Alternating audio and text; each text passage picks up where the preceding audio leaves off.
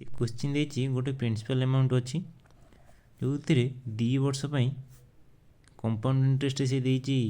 200 टंका simple interest देछि sorry compound interest 220 simple interest 200 टंका 2 वर्ष आम डायग्राम करा 2 वर्ष दुटा ग्राम टाणिले आम जानते सिंपल इंटरेस्ट सब वर्ष सामान आसे जेहेतु 200 टंका देछि 2 वर्ष प्रथम वर्ष 100 टंका पाई सिंपल इंटरेस्ट सेकेंड वर्ष भी से 100 टंका पाई आ कंपाउंड इंटरेस्ट कौन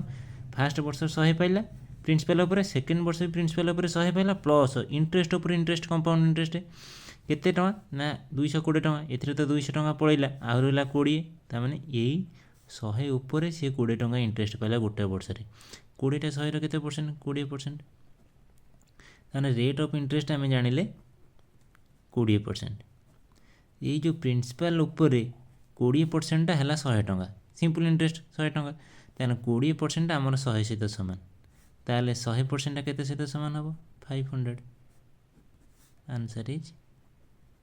500।